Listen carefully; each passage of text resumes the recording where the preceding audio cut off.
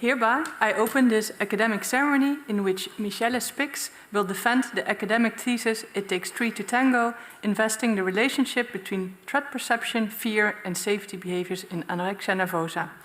May I invite you to present a summary of your study and the conclusions of your thesis? Dear Pro-Rector, dear members of the Defense Committee, dear supervisors, family, friends, and colleagues. In the next 15 minutes, I would like to present the findings from the research that I've been doing in the past years, focusing on fear, threat perception, and safety behaviors in anorexia nervosa. Anorexia nervosa is a serious mental disorder that is marked by an overvaluation of body weight and shape, an intense fear of weight gain, and a restriction in calorie intake resulting in a significantly low body weight. Anorexia has one of the highest mortality rates among all mental disorders and often takes a chronic course. Treatment outcomes are modest, with low recovery and high relapse rates, calling into question whether we currently understand the mechanisms perpetuating anorectic symptoms. One symptom that received increased attention over the recent years is anxiety. Besides the fear of weight gain, many patients experience fears related to food, eating, as well as their personal and social consequences. These fears are typically accompanied by safety behaviors, including all types of actions aimed at detecting, neutralizing, or avoiding a feared threat. For example, someone who is afraid of gaining weight might restrict their overall calorie intake, only eat low-calorie or safe foods, excessively exercise to burn off calories, measure body parts to detect weight gain, and avoid social events that involve eating. These safety behaviors largely limit individuals in their everyday lives and entail negative psychological and physical consequences. Considering these severe consequences, this dissertation set out to gain a better understanding of anorectic fears and safety behaviors. In Chapter 2, we developed a model of anorectic safety behaviors based on learning theory. We focused on food avoidance as it is one of the most common and most harmful safety behaviors shown by individuals with anorexia nervosa. In Chapter 3, we tested this model with an experimental study in healthy individuals, where they were rewarded for avoiding a small sip of milkshake and punished for drinking it. In Chapter 4, we reanalyzed the data from Chapter 3 and tested whether participants with higher and lower levels of anorectic symptoms differed in their pattern of food avoidance learning. In Chapter 5, we compared food avoidance learning between individuals diagnosed with anorexia nervosa and healthy controls. We were particularly interested to see how food avoidance influences threat expectancies and fear in the short and long term. In Chapter 6, we conducted an online study to test whether executing safety behaviors increases threat perception and fear in individuals with an eating disorder diagnosis. For this, participants rated the dangerousness of several short situations, with some including a safety behavior and some that didn't. We followed up on the findings from Chapter 7 with an experimental study in which we tested whether performing an eating disorder safety behavior, specifically body checking, could induce threat perception and fear in healthy participants. I will briefly outline our learning model of food avoidance now. Imagine Leah. During a school trip, she orders a milkshake at an ice cream parlor. Some of her classmates comment on her food choice and her body shape. After drinking the milkshake, her stomach feels full and hurts. Leah comes to associate drinking milkshakes with various negative outcomes, including weight gain, social ridicule, and stomach pain. The next time she's offered the milkshake, she thinks of these negative events, feels anxious about drinking the milkshake, and refuses the offer. Avoiding the milkshake prevents the negative outcomes and reduces her eating-related anxiety. Consequently, she is more likely to avoid foods in the future. Avoiding the milkshake also has positive consequences for Leah. For example, she feels relieved about preventing the negative outcomes. She also receives compliments from others for her apparent self-discipline, and she feels an increased sense of control after refusing the tasty drink. This again makes it more likely that Leah repeats the avoidance behavior in the future. In sum, our model focuses on two learning processes. we hypothesized that food intake becomes associated with negative outcomes during so-called classical conditioning. During operant conditioning, individuals then learn about the consequences of their behavior, and this determines whether it is repeated in the future. If food avoidance eliminates negative outcomes or is followed by positive consequences, the behavior is maintained in the long run. To investigate these learning processes under controlled conditions, we developed a computer task. In this task, participants were repeatedly shown two geometrical shapes on the computer screen. One of these shapes was followed by a small sip of milkshake, while the other one was not. To ensure precise administration, the milkshake was directly delivered into participants' mouth via pump, tube, and mouthpiece. On certain trials, participants could avoid the milkshake by clicking on the respective button. They also repeatedly rated their expectancy to receive the milkshake, their fear, and eating desires. In Chapter 3, we used an adapted version of this computer task to test the previously outlined learning model. 104 healthy women were assigned to an experimental or control condition, and participants in the experimental condition were rewarded with a 50-cent win for avoiding and punished with an aversive scream for drinking the milkshake. Participants in the experimental condition did not receive any consequences irrespective of their avoidance response.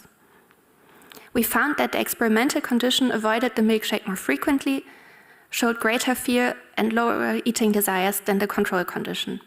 Thus, findings are in line with our model and suggest that anorexia-like symptoms can be acquired via classical and operant conditioning.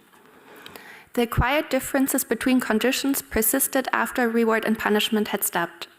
Since participants in the experimental condition consistently avoided food intake, they probably never noticed that drinking the milkshake had no negative consequences anymore.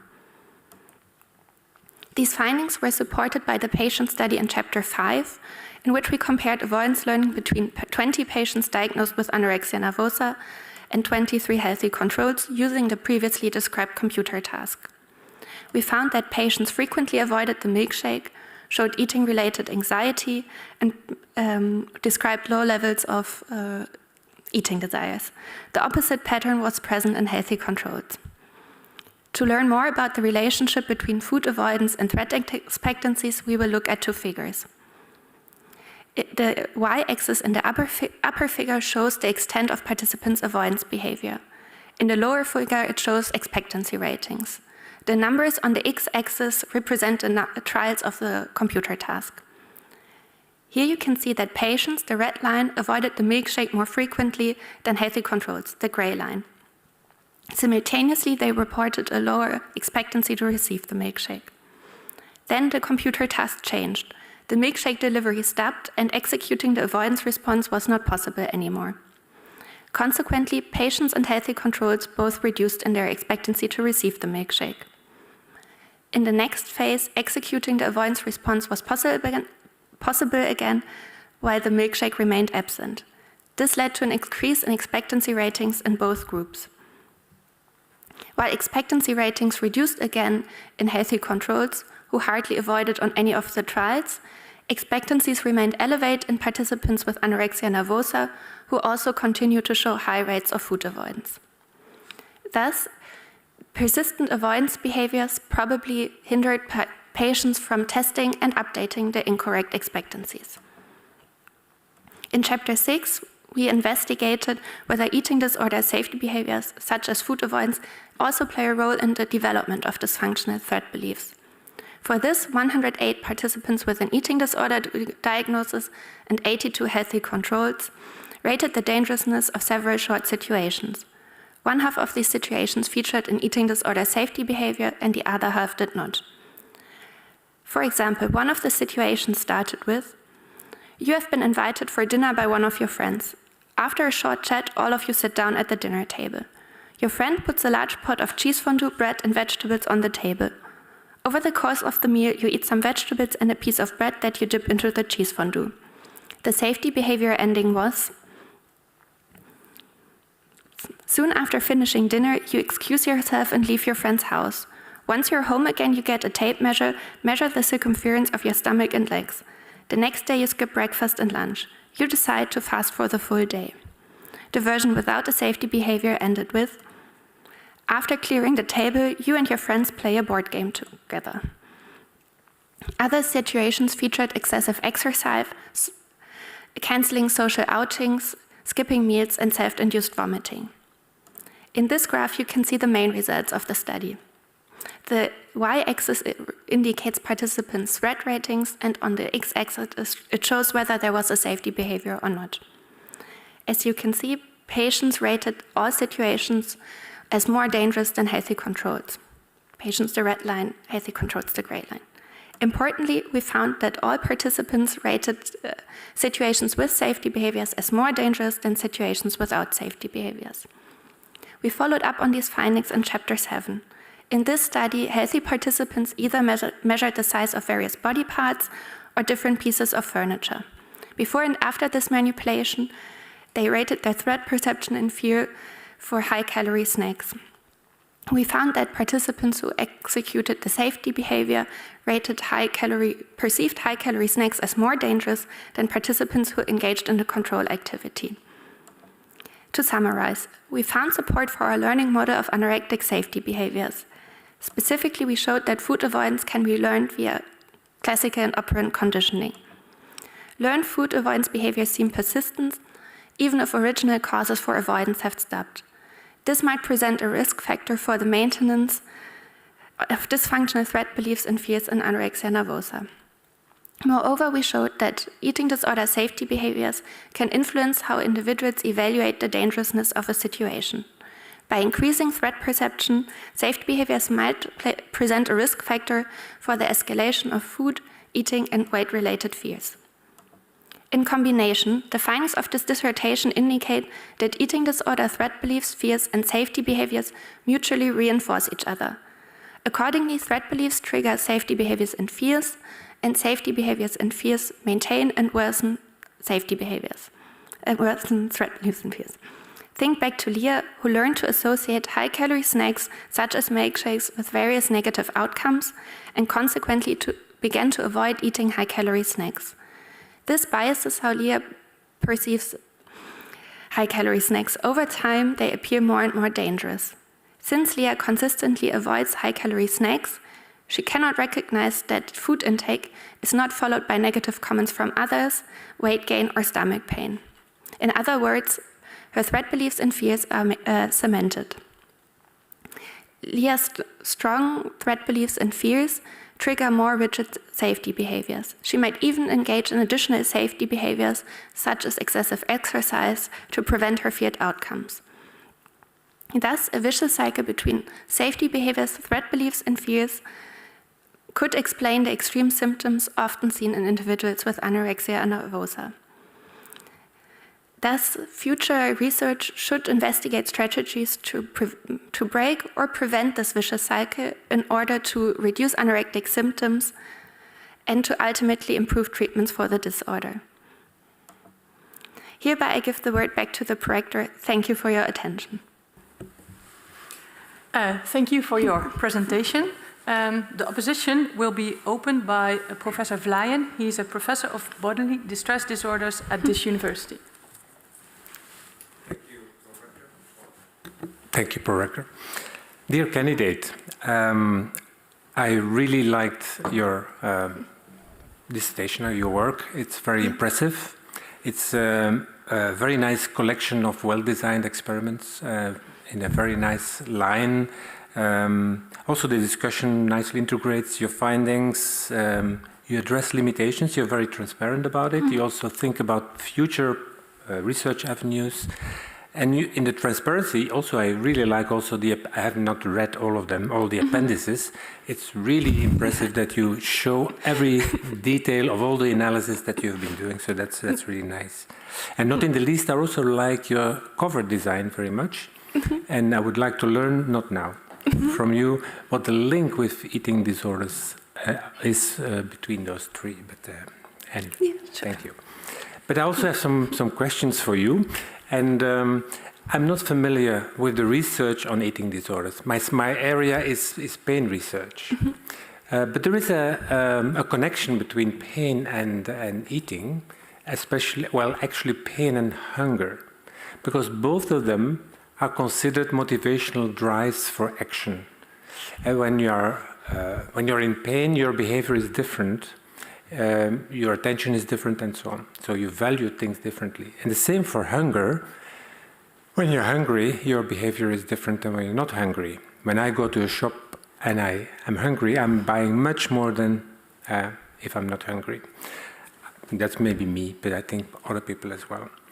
And I was wondering what the consequences of that could be for your design of your experiments. And especially I'm thinking about the chapters 6 and 7, where you look at possible maintenance factors for anorexia in this case. Because of course, for anorexia, hunger is probably not there anymore. It's faded away, it's inhibited some way. But you also use healthy controls. And there I missed a little bit what the context effects, giving the motivational factor of hunger, how could it have influenced their behavior in these tasks? And just to start with, I see you're nodding, so you agree that hunger is an important motivational factor. Okay. Yeah. So just as an example, and I just want to have your ideas about this, but in 6, and you also showed this figure, you find the difference in threat appraisals between the patients and the healthies. You measured, but you did not actually, let it put this way, suppose that your healthy people would start this task with a full stomach, so that their context is relatively similar in terms of desire as the patients.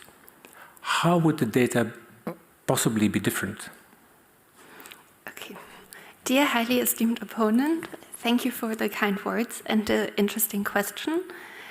First of all, I agree that hunger can play a big role in also motivation, but also, and because of that, also in learning, and that it can definitely play a role. And I think there's a lot of interesting research waiting there.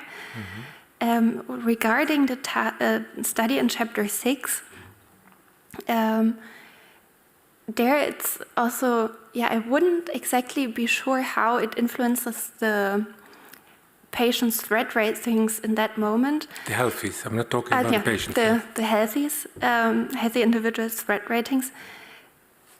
Because I think in this task it's not so much about motivation aspects, so they don't have to execute the avoidance behavior or make a decision, I would think, but it's more about, because it's a vignette study, that they imagine themselves in the situation and imagine they're executing the avoidance behavior. So I think maybe in that study the motivational aspect is not that prominent, would be my first idea. So I think it's not so influential in that specific study. If we transfer it to they have to execute a behavior and then make their decisions, I would think giving other studies who manipulated fasting in healthy controls and where participants then showed improved extinction learning and improved avoidance learning, so less unnecessary behaviors, I would think that if they're really satiated, that effects are stronger. So because hunger plays less of a role in that sense. Yeah, because at the same time, I'm not quite convinced of your answer, but that's okay. Because you really ask them to imagine the situation. And let's go to the next chapter, chapter 7, because there you measure hunger. Yeah. But you did not select healthies with high hunger, low hunger levels. Because also isn't there a risk that you actually have a confounder there, that the context, that you're not actually comparing, that was for the previous chapter 6, that actually you're not comparing the eating disorder individuals with the healthies, but you actually have a confound of the context, namely the situation they are, hunger or not. And in the 7, I was thinking, and I was just interested in your thoughts about this. You have what you call the ad libitum food intake, but you do that actually after the manipulation. What would happen if you do it before, so that the groups are maybe more similar in terms of context, hunger context, in the sense that the desire of both of the groups is lower?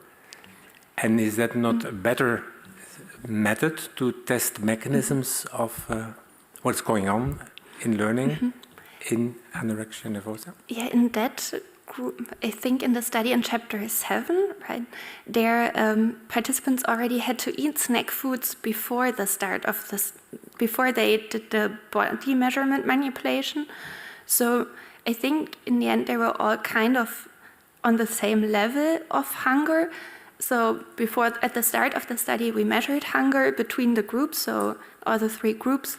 I saw that, but the levels were still relatively high, around 50, 40 or so. Yeah, that was before eating the snacks. So then they ate the snacks, and then they did the body measurements, and then the ad libitum food intake. And the idea was to really see whether performing the safety behavior after eating the first round of foods would influence perception for these specific foods. And I think that in that sense they all started out in the same way, that they already had eaten these foods and then had the food intake for them. If that answers the question. Yes, yes, thank you. 1 minute? Okay. Just a brief question, a totally different topic then. I was really intrigued by your discussion where you talk about clinical implications, but you also talk about the goal-directed perspective, referring to authors like Baudet and so on. And I was just wondering, that's very interesting, because we also know in pain research that avoidance behavior can be inhibited by highly valued non-pain goals. So when something else is more important, then you don't avoid anymore because you approach the other goal. How would exposure for your patients would look like? How would it be different if you would follow this goal-oriented approach? Very brief. Okay. I would think that an important part would probably be before the exposures to really then strengthen the motivation of patients, or to often they feel very ambivalent about dropping the anorexia, dropping certain safety behaviors, and that with the goal-directed approach, really the reasons for what are your actual life goals, how is this inhibiting yourself, what are bigger goals, and this could help in the exposure sessions to drop safety behaviors and to really approach feared stimuli. Thank you very much. Very clear. Thank you. Okay. The opposition will be continued by Professor Merel Kind. She is a professor of experimental clinical psychology at the University of Amsterdam. Thank you. Dear candidate, let me start with congratulating you and your supervisors with your dissertation. It offers an impressive series, indeed, of experiments investigating learning mechanisms that may contribute to the development and worsening of eating disorders. And although the role of fear and avoidance in the development and persistence of eating disorders has been widely debated, this hypothesis has rarely been subjected to rigorous empirical testing. And you did so that is great work, and it was I really enjoyed reading your thesis. My first question concerns the operationalization of fear. I'm wondering whether an aversive scream, as US, is a suitable experimental manipulation to model the type of threat experienced by patients with eating disorders. Could you elaborate on the choice of an aversive scream as a manipulation to model the threat experienced by patients with eating disorders? As we all know, this US works well to model specific fears and phobias, but the anticipated US and anxiety seem to be less imminent, in my view, in anorexia nervosa, and maybe more similar to the anxiety that we observe in other disorders, for instance, like generalized anxiety disorders. So the question is also whether fear is the most appropriate term, or whether it is more about apprehension, since fear typically implies a significant physical or defensive response, one that is fairly acute. So did you think of other possible threat manipulations that might be more suitable for modeling the type of anxiety experienced by individuals with eating disorders? Curious to hear your thoughts on this. Dear highly esteemed opponent, thank you also for your kind words. And again, a very interesting question.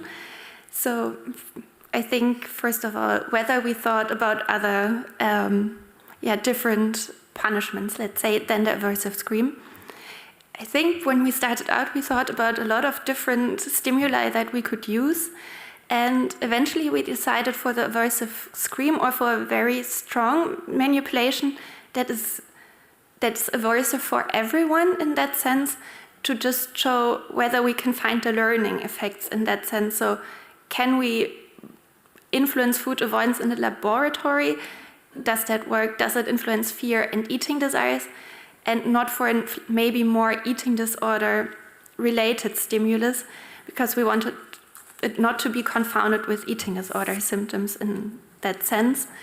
But we already thought, for future research, it could be interesting to use something that's maybe less strong in its intensity, or that resembles even more closely stimuli in eating disorders.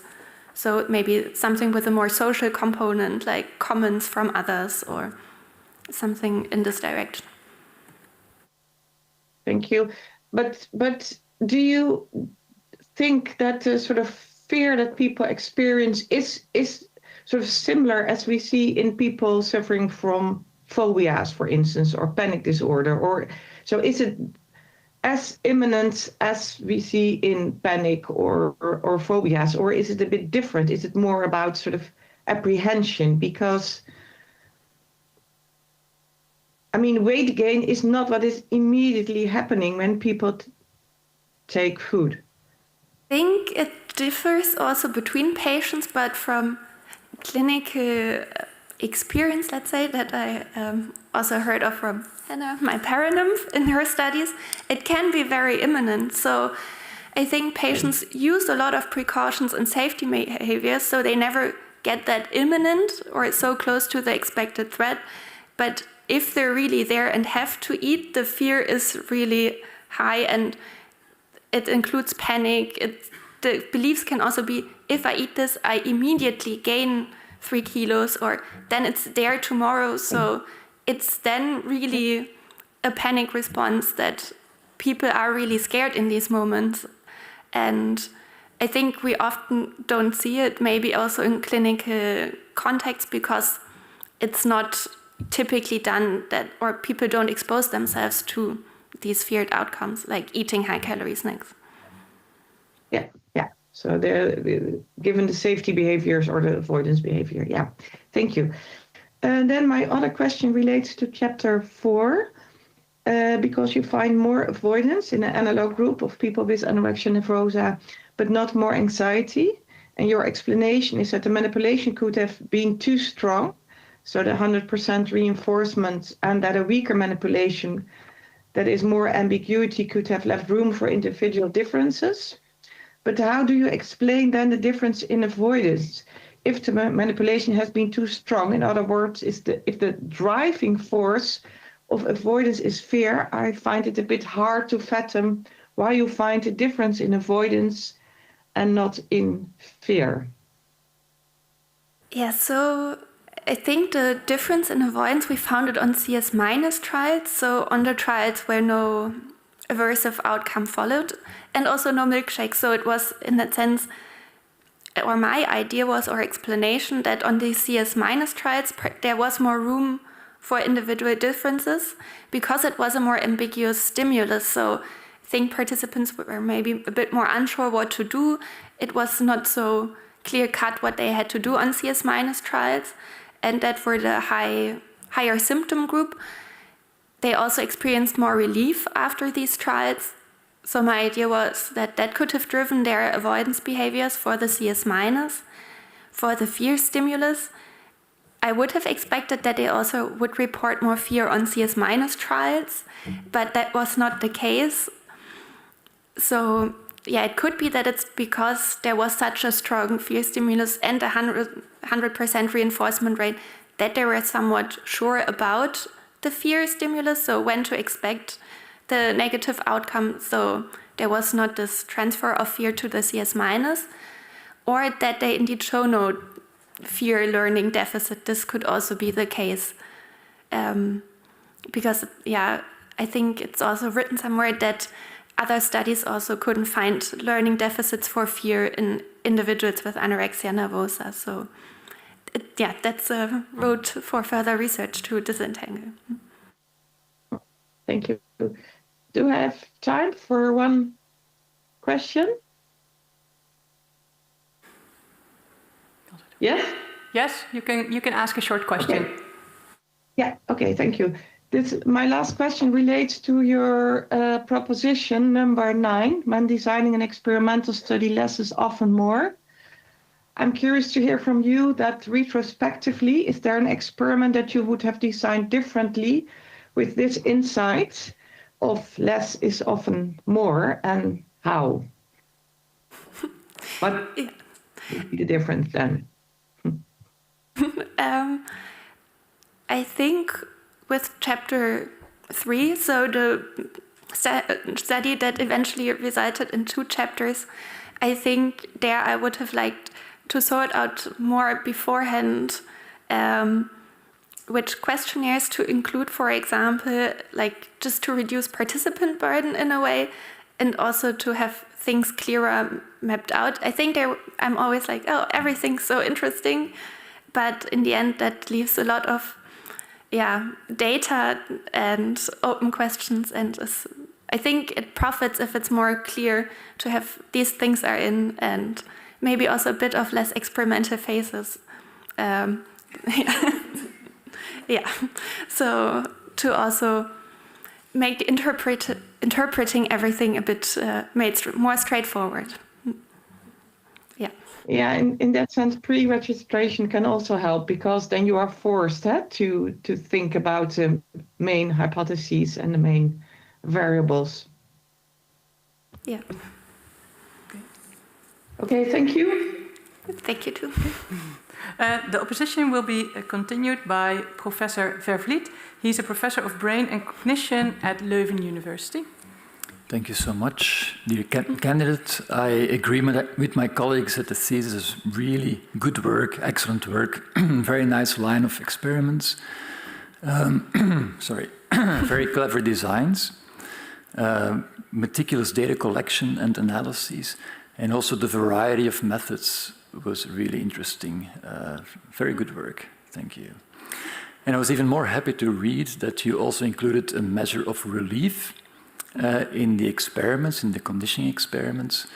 And so I read it in chapter 3, and I saw that you found good relief effects. In chapter 4, you also found differences with the higher symptom group. And so I was really looking forward to seeing how relief would behave in the patients in the next chapter. And then there was no relief rating anymore. What happened? Okay, dear highly esteemed opponent, thank you for the kind words and the question. I'm also thinking I would have loved to measure relief in this group, but I also had to cut myself down a bit, as said before. I think in that study, because we had the 3 blocks for the different stimuli, that we really had to look that the task doesn't get too long. So we were looking at all the different measures to include, because sometimes it can also be hard for patients to concentrate for such a long time. And so we were really calculating how long is every block. And then in the end, we had to take out the relief measurements, or they were scrapped from the list. So can you take me through that decision process? Because relief was actually one of the few measures in chapter 4 that actually showed a difference. And there was no difference in fear learning, as you just mentioned. So why not dropping the fear measure instead of the relief measure? Yeah, we designed the study in chapter 5 before the studies in chapter 3 and 4. So it was the first study that we actually designed. And I think it was also, we did it in 2020. So I think before also a lot of research on relief came out, or that a larger body of research started. And that's why we didn't put that much emphasis on it. Okay, yeah, I understand. Yeah. And if you think a bit more about chapter 4, so you find differences in the avoidance and in the relief, but not in the fear.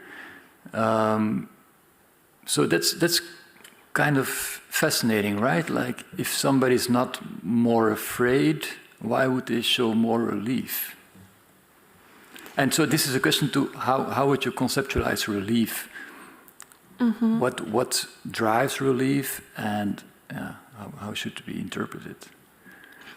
Yeah, I think that's a very good question. We were also a bit puzzled by the findings because we also didn't find increased US expectancy ratings, so that participants were more unsure of their answers.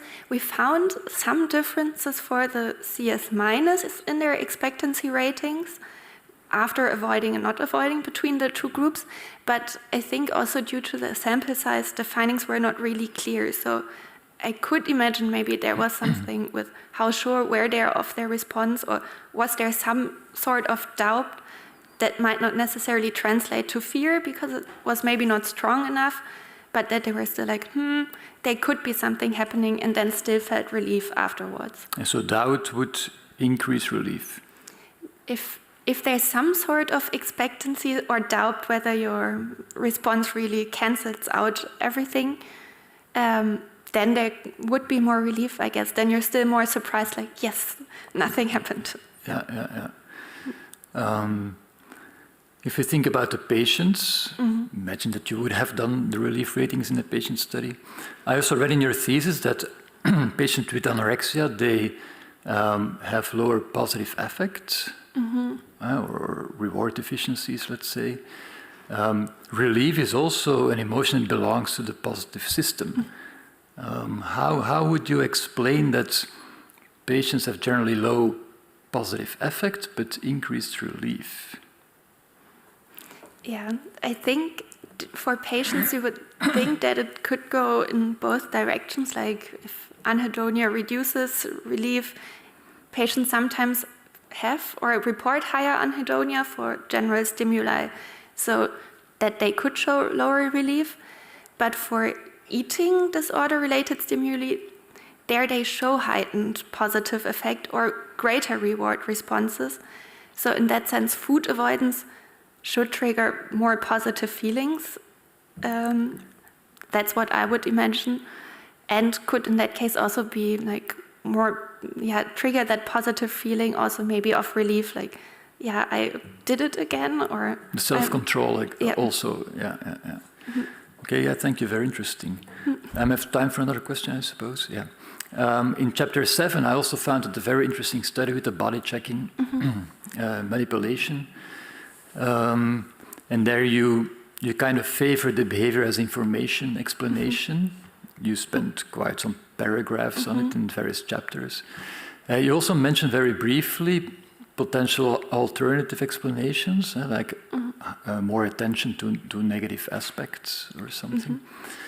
Could you, or did you think about ways in which to disentangle these explanations? If you build on chapter 7, on the body checking experiment, could you find a way to change the design so you could really pinpoint the mechanism? Yeah, I think we even discussed it afterwards, like how can you really measure the behavior as information effect, because I think it is very difficult to capture or to really see. It's also with cognitive dissonance what exactly is happening there. I think one way could be to manipulate, like in chapter 6, the dangerousness of the situation.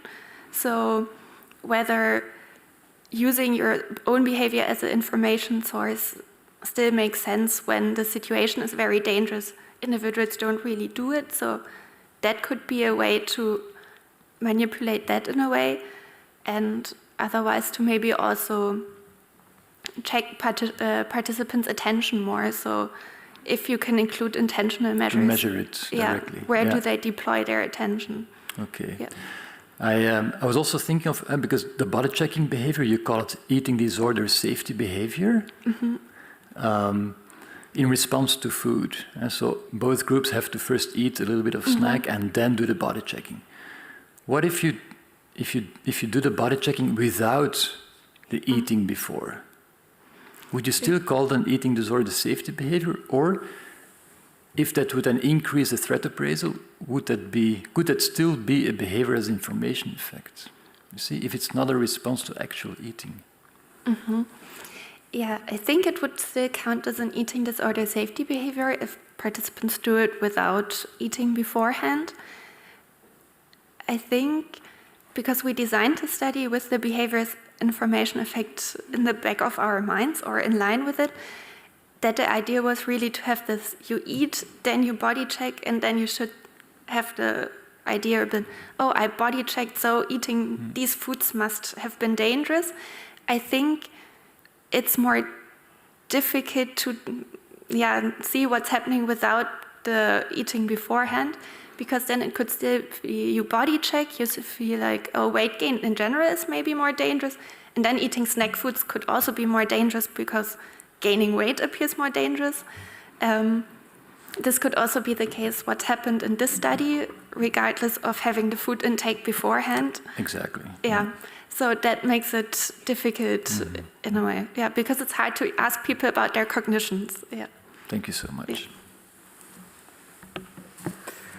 The opposition will be continued by Dr. Houwen, who is an associate professor at this university. Dear candidate, I also enjoyed very much reading your thesis. I think it's an excellent example of experimental psychopathology research. You developed your own model in which you proposed a number of mechanisms involved in anorexia nervosa. You tested whether manipulating those factors induces symptoms in healthy participants, and you tested those relevant factors in clinical samples. So I think that is very important and significant work. Your studies are well designed and you have a very coherent line of research. So for that, my compliments to you and to your supervisors. And I was also very interested by that model that you propose, in which you also in your presentation today state that anorexia nervosa is related to reinforcement by positive rewarding consequences of not eating, like weight loss, compliments of others. And in contrast, eating food is related to negative consequences, gaining weight, feeling full, and negative comments from others. And yes, I agree, but also anorectic behaviors can lead to negative outcomes, like feeling hungry, having food cravings, and eating food, as most of us will know, will have positive rewarding consequences. Pleasure, but also social encouragement, like with family dinners and with friends.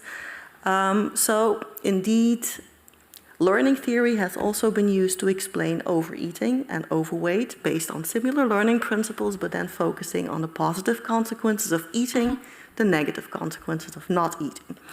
So I was fascinated by that divergence. So I want to present to you, let's say, Leah from your presentation.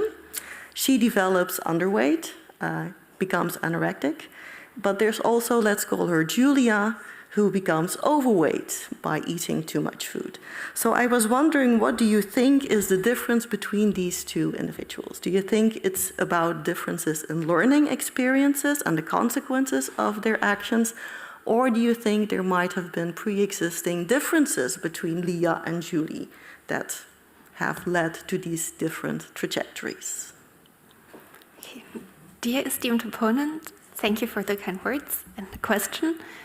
I think that's also something we have been wondering a lot about, whether, how do people react so differently to maybe the same reinforcers in the environment. I think there could be different, or probably it's complex, so there are different things happening.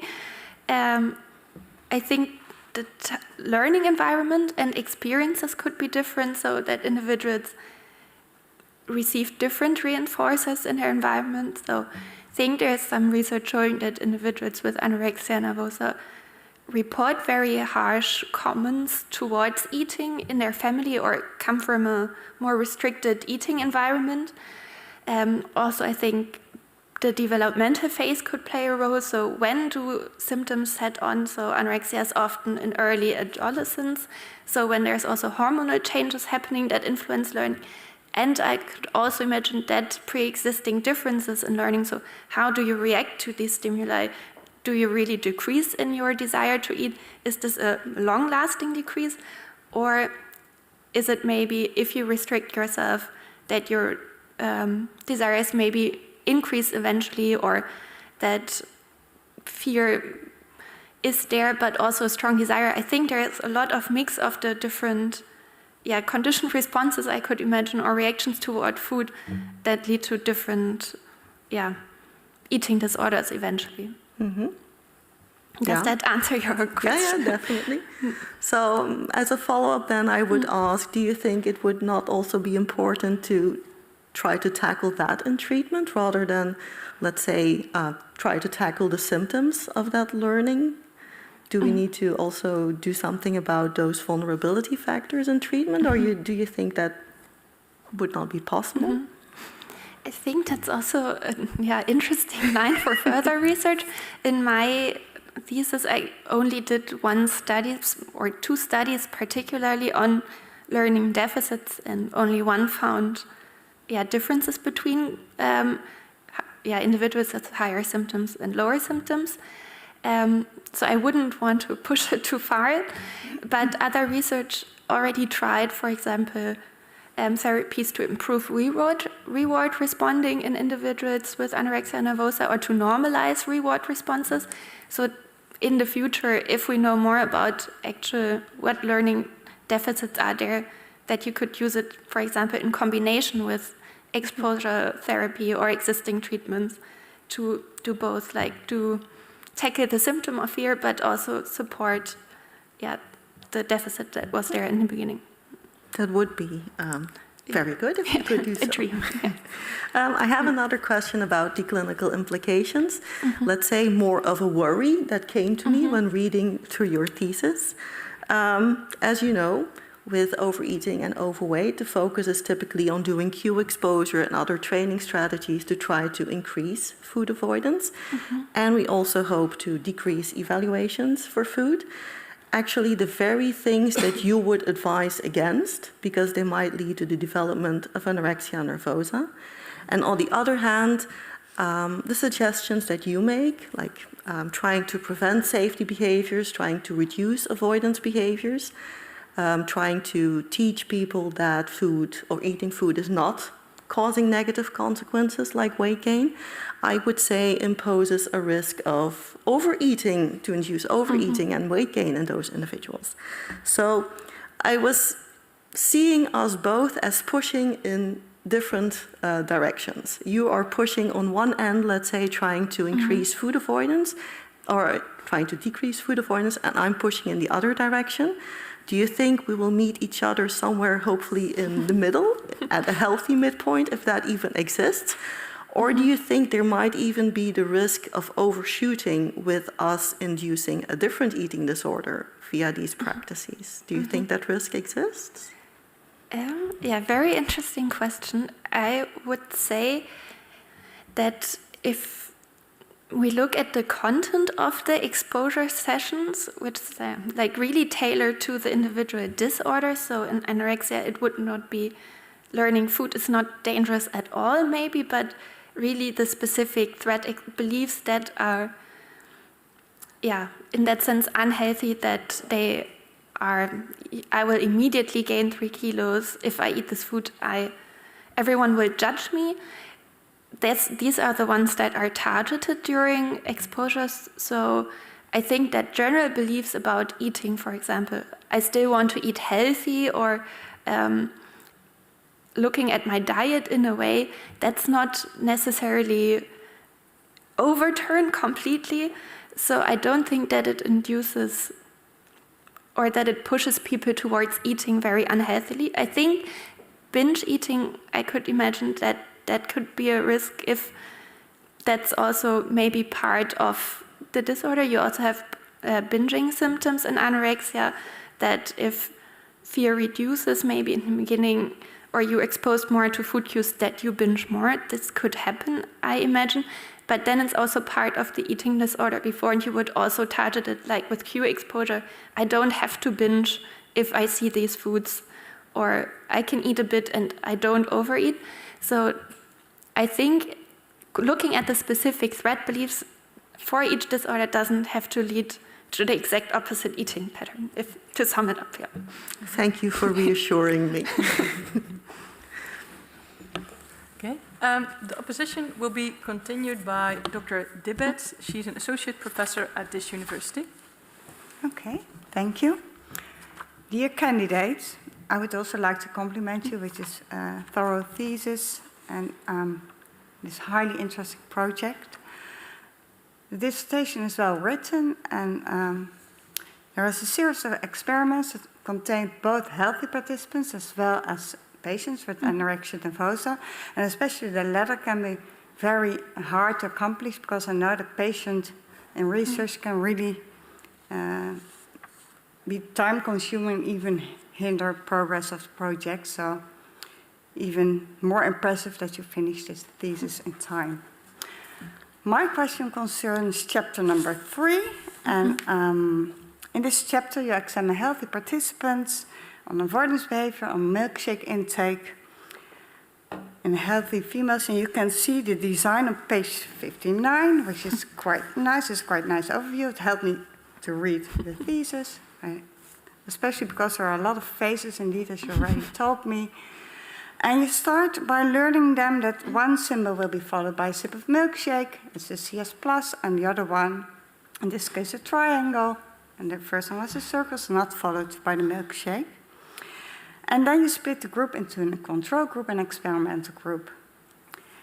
And the control group just continues with the experiment, and the other one is punished for taking the sip of milkshake by a hard scream, by a loud scream.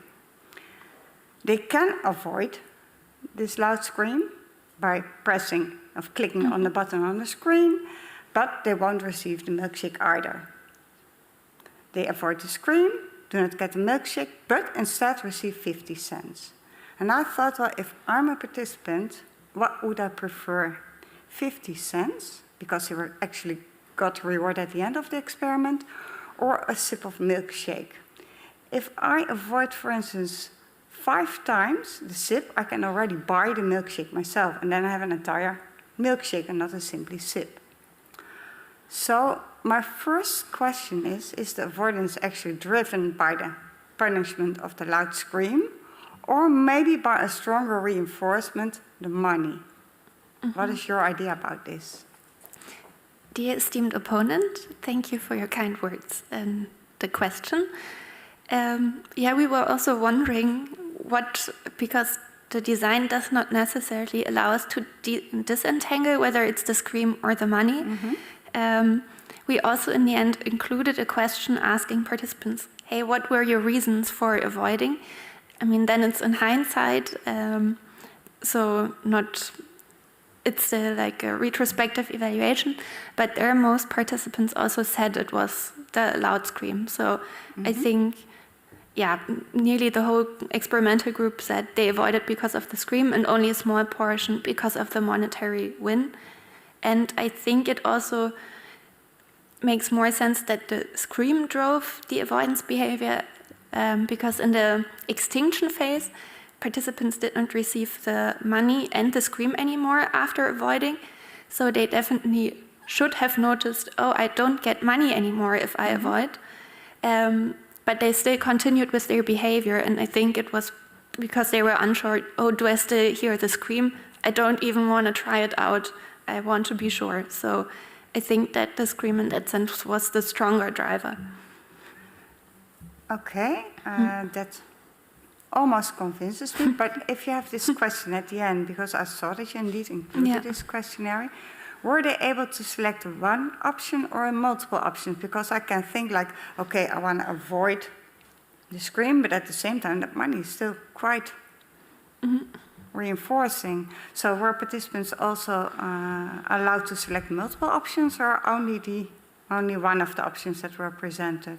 I think it was a free text box, so they could just fill in their answers. So some also wrote, oh, I'm currently dieting, I don't want to eat high-calorie foods, or I was just testing out what happens, so, and then I coded it, what did they mention?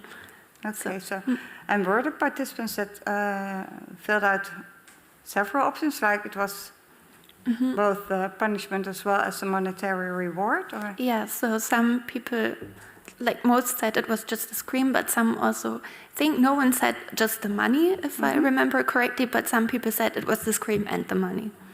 Okay.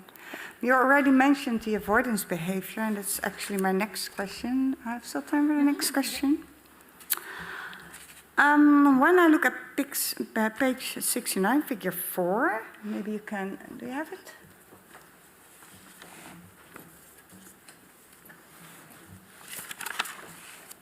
'69. Yeah. So it's the page, figure 4 with all the graphs. Yeah. You already told me that they don't extinguish well, the people that tend to avoid. But when I look at that figure, and I look at the experimental group, and I look at the CS plus avoidance frequencies, I still see a sharp decrease in avoidance behavior. So somehow they do learn. And maybe they don't learn as fast as the control group, but that makes sense because they only notice that there is a change after the first trial or the first couple of trials. This trial starts in the same way. At the end, they don't receive the monetary reward for avoiding, and then they realize, okay, something happened along the way. I need to adjust my behavior. This seems to be a different phase, especially because the phases were not marked. It just continued. If I look at the difference at the end, they seem to be at the same level as the CS minus of the control group. And also when I look at other measures, somehow there seems to be a kind of learning. And as they started already higher, isn't it possible that they still show extinction, but that you simply needed more trials, for instance, to be at the same level? And if so, can you still talk about protection from extinction? Or is it simply that they start high and needed longer to accomplish this extinction? Yeah, very interesting point. I think I checked how the change in avoidance frequency was distributed across the group. So how long did how many participants avoid? And I think the reduction is driven by part of the group. So I think around 50% of the group continued to avoid throughout the whole extinction phase. And the other part learned that they could indeed drink the milkshake safely again.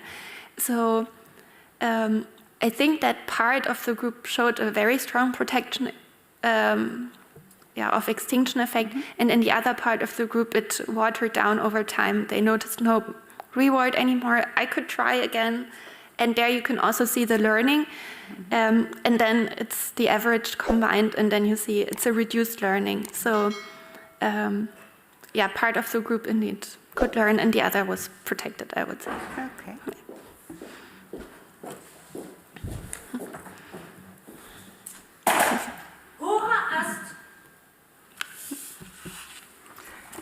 Michelle Spix, the time appointed for defending your thesis has passed. The degree committee will now withdraw to discuss the quality of your thesis and your defense.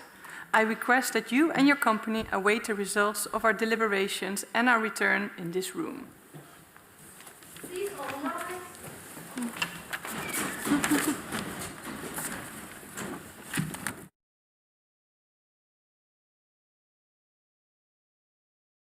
The PhD defense has now ended.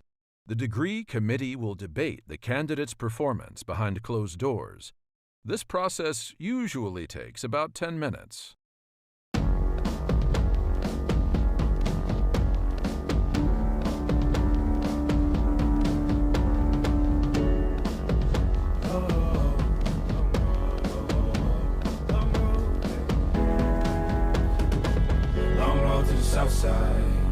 miles in my rearview mirror, I know what it felt like. My goals only getting clearer, east side to the west side. No place like home. If it's questions that you've got, go the extra mile and die.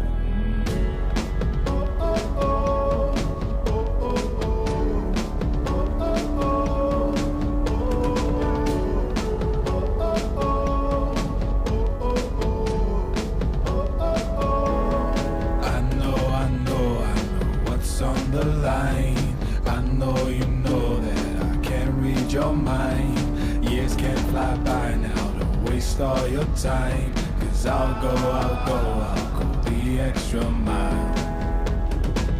Long road to the south side, 10 miles in my rearview mirror, I know what it felt like. My goals only getting clearer, east side to the west side. No place like home, if it's questions that you've got, go the extra mile and die. On the dash, got my laces tied. Long road, I don't waste no time.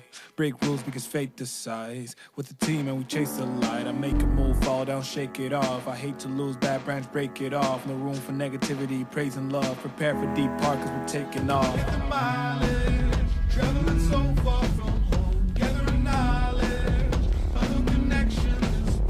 I put the time in to get everything I ever hoped for. It's a challenge and we all in. It's a better future that we go for. And even though these nights seem long, I know that I am never on my own. Know you've won the battle once you've grown.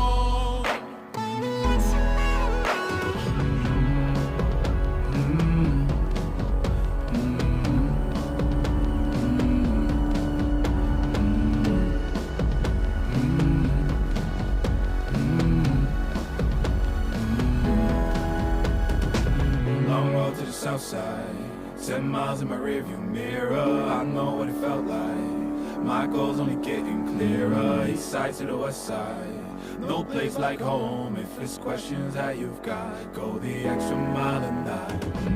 Long road to the south side, 10 miles in my rearview mirror, I know what it felt like. My goals only getting clearer, east side to the west side.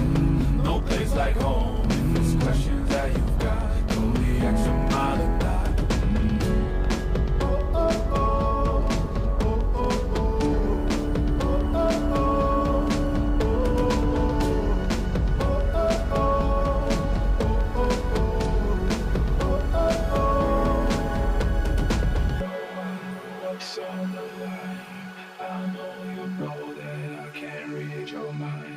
Years can't fly by now, don't waste all your time. Cause I'll go the extra mile.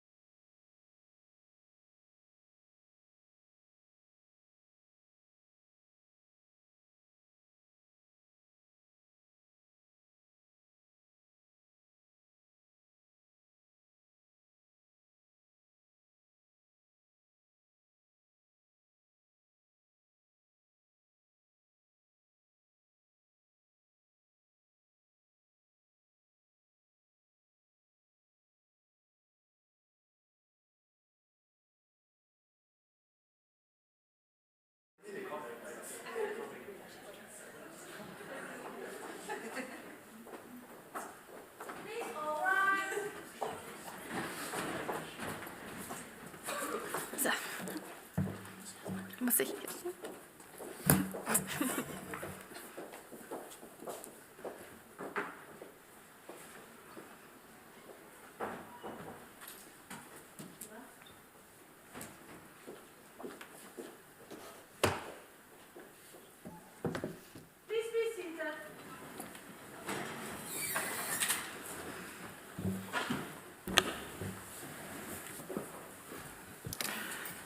Michelle Spix, the degree committee here present has assessed the quality of your thesis and your defense.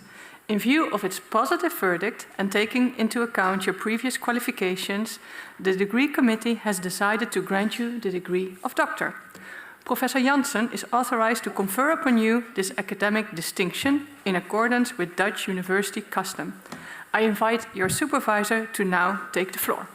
Please all rise. Do you promise to work in accordance with the principles of scientific integrity at all times, to be careful and honest, transparent, independent and responsible? Yes, I promise. Goed zo. Oh, dacht al. By the authority vested in us by law and in conformity with the decision of the committee here present, I hereby confer upon you, Michelle Spix, the degree of doctor and grant you all rights attached by custom and law.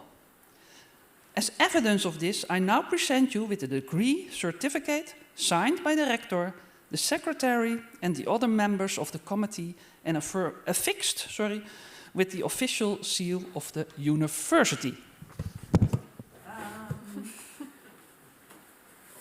Hier is die.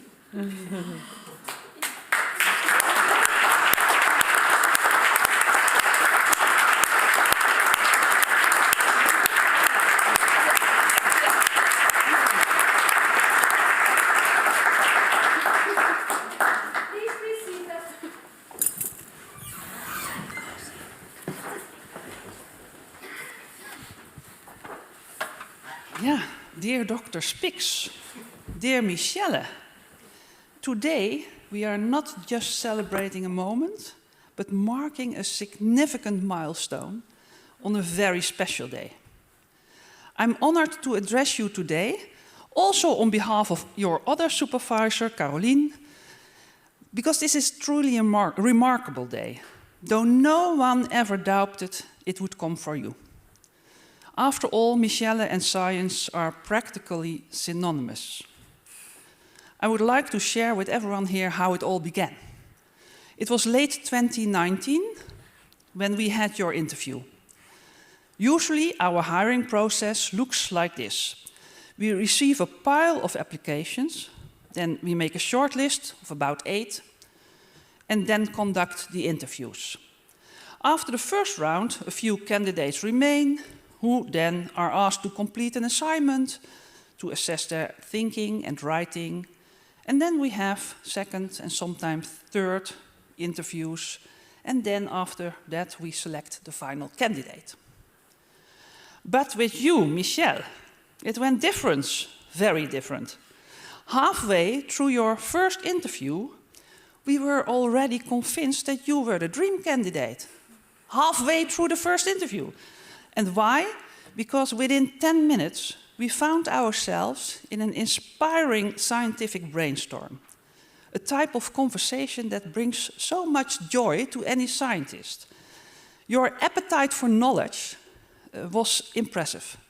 So we offered you the job on the spot, halfway the interview, and sent you over to Hannah, who had just started a PhD as a PhD candidate in our lab 6 months earlier. And so you could chat in German about how wonderful it is in our in our lab. Happily, Hannah did a good job, and you accepted the position. And it soon became clear that your appetite for knowledge was boundless. So much so that it occasionally got out of control. That you couldn't see the forest for the trees. As I reviewed my notes from our meetings, I did yesterday, I repeatedly found words like focus, reduce instead of expand, main ideas over details, and less and shorter. You remember? Yes, you do. Your papers often exceeded the word limits of any journal. On one occasion, when I asked you for a very brief outline, you sent me a 9-page document. Later she said, oh, it was a mistake. Yeah. However, your final experiment and last thesis statement demonstrate how much you've grown in this regard. When designing an experimental study, less is often more. That's what you write. That word often, though, is a safety cue that leaves me slightly concerned. But okay, it's good. The intellectual part of your PhD journey was an absolute delight. Together we developed inside Zool models on fear and avoidance in anorexia nervosa. You designed a very clever lab task to test these models, and your articles received widespread praise from reviewers and colleagues alike. So the scientific content was fine. But your PhD project was not without its challenges. Now come the Blue Monday reflections. Double blue, also Trump is there. So it began with COVID-19. You started on February 1 in 2020, right when the pandemic began.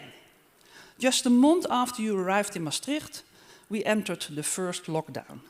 The world didn't reopen until mid-21, over a year later, only to shut down again by late 21.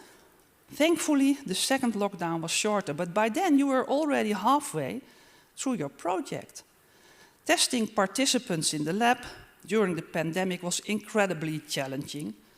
Everyone was at home, and when they did dare to come, social distancing rules made it very impossible almost to do the experiments that you had designed. And because everyone was working from home, it took forever to program the pump. We were dependent on other people. That precisely dispensed the milkshake chips for your participants. We also missed the usual brainstorming dinners. That's also nice, but we couldn't do that. And there were no conferences to attend. So a tougher start of your PhD is hard to imagine. And it wasn't just COVID that presented hurdles. There were also the usual bureaucratic delays typical of universities. Gaining ethics approval, the METC, for your patient study not only required a great deal of work, but also took nearly a year. Even ordering rubber tubes for the milkshake pump turned into a real saga. It took months for them to arrive. Ordering was months, but also to arrive months. You decided to take matters into your own hands, traveling to Germany to pick up the tubes yourself. At one point, you were on the train to Maastricht with lots and lots of meters of rubber tubes. Proof that the life of a young researcher in university is not all roses.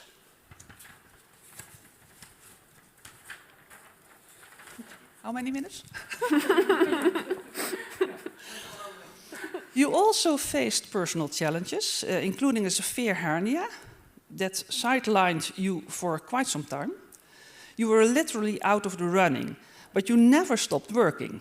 Your appetite for knowledge thankfully remained unaffected. You wrote papers from your sickbed, and you even supervised interns, which is truly commendable. So that was really great, because it took a long time. Although you had some doubts afterwards about whether to do another experiment, you fortunately got excited about a rather simple behavioral experiment into the effects of body checking. It was an excellent exercise in reducing complexity, rounding off your work beautifully. And in the end, you conducted an impressive series of experiments together, advancing the science of eating disorders. You're now a trainee psychotherapist in Germany, a decision influenced by policy changes. That will soon make such opportunities more difficult in in Germany. Recently, you told me that your appetite for knowledge is stirring again. I was delighted, because you missed the research. I sincerely hope you return to it, ideally combining it with clinical practice. Good scientists, practitioners in mental health care are highly valued and unfortunately very rare in our field. But before we congratulate you with this milestone, I would like to thank our colleagues for their work and time. Professor Bram Vervliet from Leuven, Professor Merel Kind from Amsterdam, and our colleagues from Maastricht, Professor Johan Vlaaien, Dr. Katrijn Houben and Dr. Pauline Dibbets. Thank you very much for your time, for your wonderful contributions to the discussions today. And, well, I enjoyed them very much, and you also enjoyed them. Yes, you liked it. And also on behalf of Caroline, I would like to warmly congratulate you and your parents, your sister, your friend Max, and all your other fans here. Congratulations, Dr. Spix. Thank you.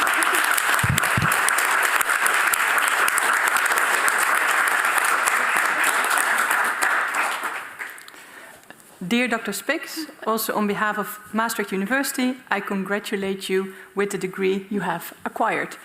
For the audience, you can go to the reception area already. We will remain here for a bit to take some pictures, and then we will also be there shortly. I now close this academic session.